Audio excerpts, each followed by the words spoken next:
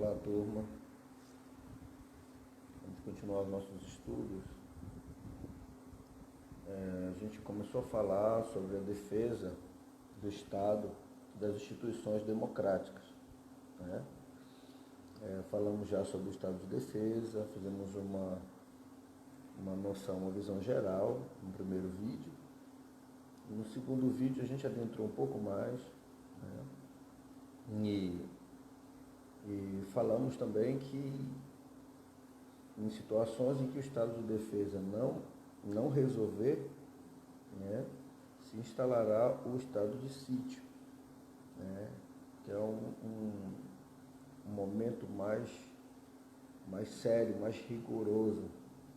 Então, assim, a gente percebe que para a utilização desses dois decretos, tanto do estado de defesa e do estado de sítio, tem que haver uma instabilidade, né, na nação, uma instabilidade no Estado brasileiro, né, algo que realmente justifique uma ação tão incisiva, né, tão limitadora, tão excepcional do Estado brasileiro, né, a partir da pessoa do seu representante maior, que é o presidente da República, né, que é o chefe do Estado.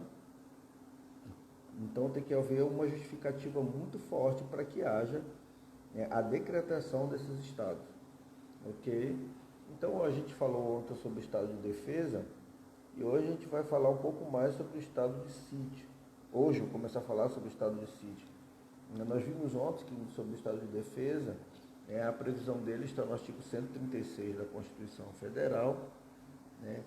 Ele fala que o presidente da República, né, pode, ouvidos o Conselho da República e o Conselho de Defesa Nacional, e a gente viu também ontem o que é cada um desses conselhos, como se dá a composição, né, e qual a competência do Conselho da República, tanto do Conselho da República quanto do Conselho de Defesa Nacional.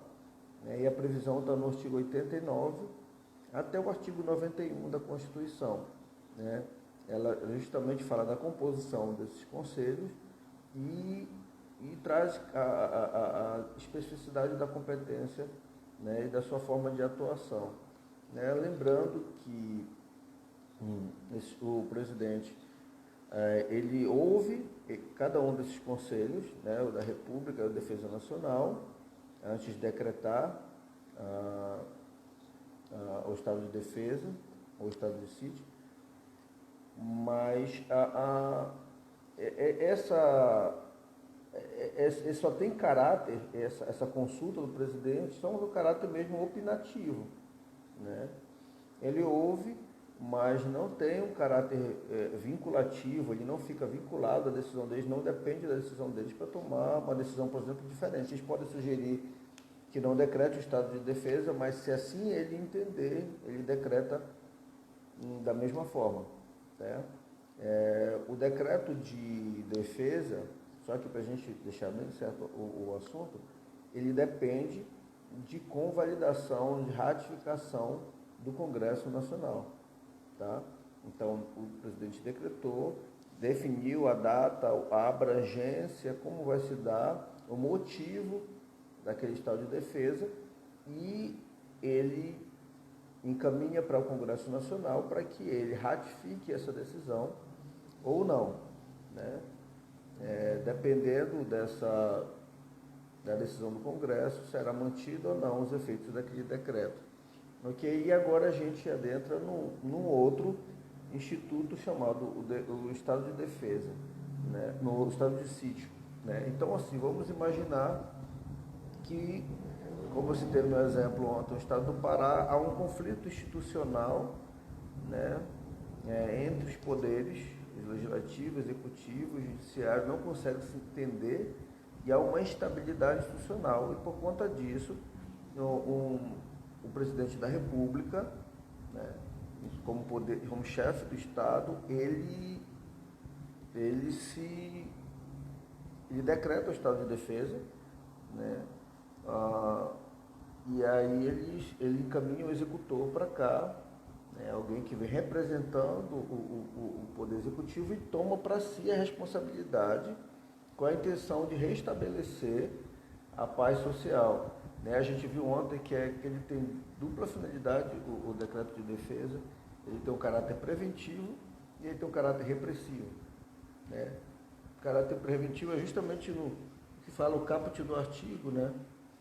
Ele diz que decreta o estado de defesa para preservar, ou seja, evitar que aconteça algo pior. Então, quando se está no iminente risco, um perigo das instituições, de instabilidade institucional, ele decreta para preservar, e esse é o caráter preventivo, e o outro caráter repressivo, quando o artigo fala ou prontamente restabelecer, ou seja, já existe uma certa desordem e o decreto vem para restabelecer.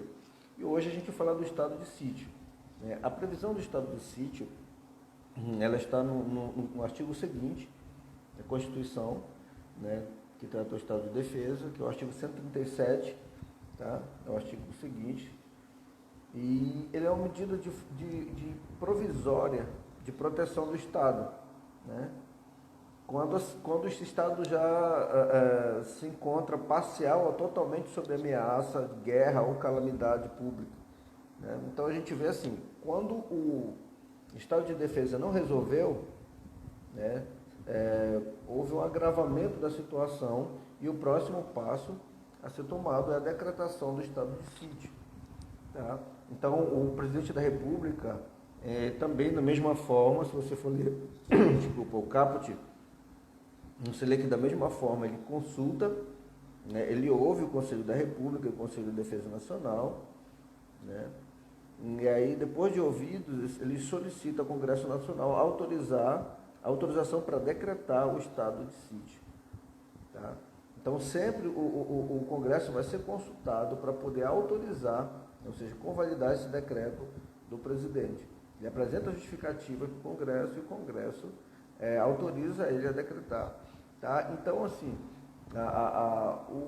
o texto do artigo 137, a gente vai ler para você perceber a literalidade. Né? A gente vai ler de 137 até o 139, é a abrangência, né, legal aqui, constitucional, no que diz respeito ao estado de defesa de sítio. Tá? Então, dispõe-se o artigo 137 no caput. O presidente da República pode, ouvidos o Conselho da República e o Conselho de Defesa Nacional, solicitar ao Congresso Nacional a autorização para decretar o estado de sítio nos casos de... Aí vem os incisos, tá? Então você percebe que já cada inciso ele traz uma situação de agravamento, né? Se compararmos com aquilo que a gente viu no estado de defesa. Então, assim, quais são os casos? Inciso primeiro, no caso de comoção grave de repercussão nacional ou ocorrência de fatos que comprovem a ineficácia da medida tomada durante o estado de defesa. Então vocês percebem nesse inciso primeiro que fala justamente da situação em que o estado de defesa não resolveu. Ou seja, se instalou o estado de defesa, né, mas a situação não resolveu. Vamos imaginar que, da situação hipotética que nós trouxemos dessa instabilidade no estado do Pará, entre os poderes, onde ficam de mãos amarradas, porque um limita ao outro e gera aquele conflito institucional. Vamos imaginar que aqui do estado do Pará começou a minar uma revolta, uma revolução, alguns estados começaram a concordar e a defender o que foi determinado pelo Legislativo e o outro pelo Executivo, e isso começa a tomar uma proporção e alastra para outros estados. E aí começa a aumentar essa instabilidade na nação. Então você perceba que o estado de defesa, né, não resolveu. Então, nesse momento, né, de comoção grave, de repercussão nacional, ou ocorrência de fatos que comprovam a ineficácia de medida tomada durante o estado de defesa, né, não foi eficaz o estado de defesa, nesse momento se instaura o estado de sítio. Né? E o inciso segundo fala que é a declaração de estado de guerra ou resposta à agressão armada estrangeira. Vamos imaginar que aqui Roraima faz fronteira com a Venezuela, né? E de repente a realidade que a Venezuela vive, né, aquele autoritarismo, militarismo, ultrapassa a fronteira e começa a haver uma invasão ao Brasil a partir do estado de Roraima. Imagine. Então, nesse momento aqui, né, onde se invade a soberania de outro país, se invade a fronteira de outro país, ou seja, automaticamente se declara guerra, né? Estado de guerra, ou uma resposta à agressão armada estrangeira. Então se invade ao nosso país. Nesse momento, né, o presidente da República, ele solicita ao Congresso a autorização para decretar o estado de sítio. Tá? O parágrafo único desse inciso segundo, ele fala que o presidente da República, ao solicitar autorização para decretar o estado de sítio ou sua prorrogação, relatará os motivos determinados do pedido, devendo o Congresso Nacional decidir por maioria absoluta. Tá? Então percebam que a autorização, tanto para o estado de defesa quanto o estado de sítio, ela vem do Congresso Nacional. Tá?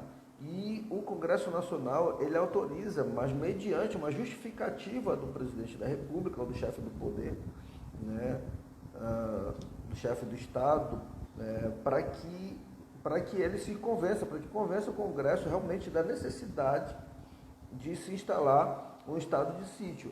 Então, assim, não é qualquer situação, né, não é qualquer fato pequeno, médio, não, tem que ser algo muito grave para que esse estado, um estado de sítio. Então, assim, o presidente da República, ele solicita autorização para o Congresso, né, tanto para a decretação do estado de sítio, quanto para a prorrogação, caso haja necessidade. Tá? Lembrando que a gente vai ver ali na frente que o estado de sítio ele pode ser prorrogado por igual período e pode ser, mantendo essa prorrogação, nunca superior a 30 dias, né, enquanto perdurar a situação que provocou a decretação do estado de sítio. E aí o Congresso Nacional, depois da justificativa do presidente requerendo a decretação, pedindo autorização para decretar, ele só se dá essa autorização pelo Congresso Nacional por maioria absoluta. Ou seja, todos têm que decidir. Né? Maioria absoluta. Certo? Perfeito? Então, o artigo 138 da Constituição, né, lembra que a gente fala do estado de sítio a partir do artigo 137, tá? Então, ele fala que o decreto do estado de sítio indicará a sua duração, as normas necessárias à sua execução e as garantias constitucionais que ficarão suspensas. E depois de publicado, o presidente da República designará o executor das medidas específicas e as áreas abrangidas. Então, assim, é necessário, na justificativa do presidente, pedindo autorização para decretar o estado de sítio, que seja limitado, né, qual será o alcance desse estado, a duração, né, quais as garantias constitucionais que ficarão suspensas nesse período, porque quando se decreta o estado de sítio, alguns direitos fundamentais, né, são limitados, são restringidos. Né, porque é uma situação excepcional, precisa tomar algumas medidas mais drásticas para que haja um restabelecimento da paz social, né, na área que está havendo conflito, né, ou na nação. Então, assim, o parágrafo 1º desse artigo 138 fala que o estado de sítio, né, no caso do artigo 137, parágrafo 1º, ele faz menção ao inciso 1º, no caso de comoção, de grande repercussão nacional, ou ocorrência que comprova a ineficácia do estado de defesa. Então, nesse caso de comoção nacional, ou demonstrado que foi ineficaz o estado de defesa, né, então ele diz que o estado de sítio, nesse caso, não poderá ser decretado por mais de 30 dias, ele limita um tempo, né, por mais de 30 dias, nem prorrogado de cada vez por prazo superior. Tá? Então, trocando miúdos isso daí, o estado de sítio ele pode perdurar por um tempo ilimitado. Enquanto aquela situação se mantiver, ele pode ser prorrogado. Ele nunca pode ser prorrogado mais 30 dias. Tá? Então, 30 dias, ele não cumpriu a finalidade, se solicita para o Congresso Nacional nova autorização e o Congresso mais 30 dias. Não resolvido ainda, no prazo de 60 dias, se solicita ao Congresso nova autorização e vai mantendo assim, enquanto perdurar ou a guerra ou a agressão armada estrangeira, né, ou esse estado de comoção nacional, enquanto não se restabelecer a paz social. O parágrafo 2º fala: solicitado a autorização para decretar o estado de sítio durante o recesso parlamentar, tá? Porque também pode, né, o presidente do Senado Federal de imediato convocará extraordinariamente o Congresso Nacional para se reunir dentro de 5 dias, a fim de apreciar o ato. Então, imaginemos que aconteça uma revolução, esteja acontecendo uma instabilidade na nação, né, num período que o Congresso está de recesso, tá? Não importa. Nesse momento, o presidente encaminha a justificativa e o presidente do Senado Federal, que é o presidente do Congresso, ele reúne, né, numa sessão extraordinária o Congresso Nacional, no prazo de 5 dias, dentro do prazo de 5 dias, para apreciar o ato, ou seja, autorizar ou não o decreto do estado de sítio, né? No artigo 139 fala da vigência do estado de sítio, né, decretado com fundamento no artigo 137, primeiro, que fala da questão da comoção nacional, né, ou quando o estado de defesa não foi eficaz, só poderão ser tomados contra as pessoas as seguintes medidas, tá? Então ele pode, em busca de restabelecer essa paz social, né, alguns direitos fundamentais, aqueles garantidos, aqueles da pessoa, inerentes à pessoa, podem ser restringidos. Aí o artigo 139, ele trata disso. Ele fala no inciso 1º, que um dos direitos, né, uma das restrições é justamente a obrigação de permanência em localidade determinada. Vamos lembrar o estado do Pará, por exemplo, né, no nosso exemplo que a gente falou ainda há pouco, de instabilidade, de conflito entre as instituições. Isso provocou uma grande comoção no Estado e refletiu isso na nação. Então, o decretado estado de sítio se encaminha a uma pessoa que representa o chefe do Estado, né, um executor para aquela localidade, tá? E ele pode prever, justamente, o decreto pode prever isso, que todos que residem no Estado do Pará estão proibidos de se retirar do Estado, de irem para outro local, né? Então, isso prevê o inciso 1º do artigo 139, a obrigação de permanência em localidade determinada. O inciso 2º fala da detenção em edifício não destinado a acusados ou condenados por crimes comuns, né? Ou seja, aqueles que contrariarem o previsto no decreto ou incitarem, por exemplo, vamos dizer que incitarem o povo a manter aquela revolução, o ataque contra as instituições, aquela instabilidade, ou seja, aos causadores dessa instabilidade, pode ser decretada a detenção em edifício, né, não destinado a acusados ou condenados, ou seja, não precisa ser uma delegacia, não precisa ser um presídio, não. Ele pode requerer, aquele executor pode requerer um prédio, por exemplo, da Receita Federal, né, e lá deixar essas pessoas detidas, né, como forma de restabelecer a paz social, né, ou condenados por crimes comuns. Então, assim, ele pode nesse momento retirar pessoas de um local, colocar em prédios que não são prédios prisionais, né, justamente para manter a ordem. O inciso 3º fala das restrições relativas à inviolabilidade de correspondência, ao sigilo das comunicações, à prestação de informações, à liberdade de imprensa, radioddifusão, televisão na forma da lei. Então a gente percebe que o nosso inciso 3º ele parece assemelhar um pouco com o estado de defesa nesse caso. São limitados à inviolabilidade de correspondência, ou seja, no estado de sítio, o Estado ele pode ter acesso às suas correspondências para saber o que é que você está recebendo. Vamos supor uma questão de invasão de Estado estrangeiro. Vamos imaginar que algumas pessoas infiltradas no Brasil recebendo correspondência do Estado estrangeiro e isso mantendo, né, uma estabilidade na nação, né? Ou mantendo, por exemplo, uma guerra, sendo espiões dentro do Estado estrangeiro, do Estado brasileiro, e aí o Estado ele pode violar essas correspondências para saber, né, do que se trata. Aí fala o sigilo de comunicações, da mesma forma ele pode ter acesso a e-mails, ele pode ter acesso a redes sociais no estado de sítio, né? Imaginar que o WhatsApp não permite, mas no estado de sítio o governo pode acessar suas redes sociais e saber com quem você está falando, com quem você está se comunicando, né? Então os direitos fundamentais nesse momento eles são limitados e essa previsão toda já vem na justificativa para o Congresso Nacional dizendo qual será o alcance, né? A liberdade de imprensa, a radiodifusão. Então o Estado nesse momento ele pode limitar aquilo que vai ser divulgado, né? Aquilo que vai ser divulgado, aquilo que a imprensa pode falar, aquilo que não pode falar, né? A censura nesse momento ela pode ocorrer, ok?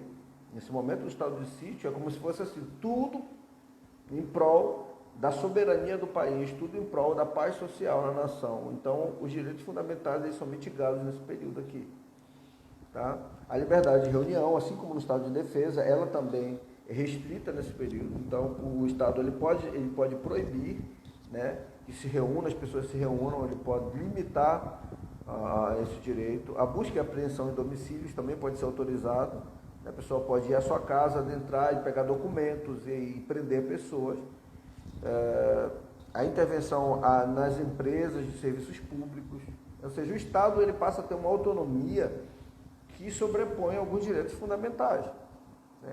Tudo em busca de restabelecer a paz social, a estabilidade institucional, ou de proteger a nação no caso de guerra, ou de invasão armada estrangeira. Então, o que for preciso, o Estado vai fazer, né? Requisição de bens, também previsto no inciso 7º, né? Então, ele pode requisitar bens, ele precisa de carro, ele precisa de uma empresa, ele pode requisitar aqueles bens para utilizar naquele período, tá? De casas, de prédios, se ele precisar para se instalar, para utilizar aquelas dependências, ele pode requisitar, né, do particular para poder utilizar no caso do estado de sítio. Tá? E o parágrafo único do artigo 139, né, do inciso 7º, fala... não se inclui nas restrições do inciso 3º a difusão de pronunciamentos parlamentar efetuados em casa legislativa, desde que liberada pela mesa, respectiva mesa. Então, aqui, quando se fala no inciso 3º, que traz como restrições a inviolabilidade de correspondência e as comunicações, ele traz essa exceção bem aqui, que quando se trata de comunicações de parlamentares nas casas legislativas, é permitida nesse estado de sítio. As comunicações aos particulares ficam restringidas, ficam proibidas, mas fica permitida quando se trata de comunicação parlamentar, isso devidamente liberado pela respectiva mesa. Se for na Câmara dos Deputados, né, a mesa da Câmara dos Deputados ela pode autorizar as comissões, a comunicação lá dentro, e da mesma forma no Senado. Então, essa é uma exceção que traz o artigo 139, quando se limita alguns direitos fundamentais. Ok? E aqui eu termino essa aula, vou gravar mais uma para a gente falar de forma mais detalhada de algumas nuances do decreto do estado de sítio. Tá? Vamos daqui a pouco, já no próximo vídeo. Um abraço.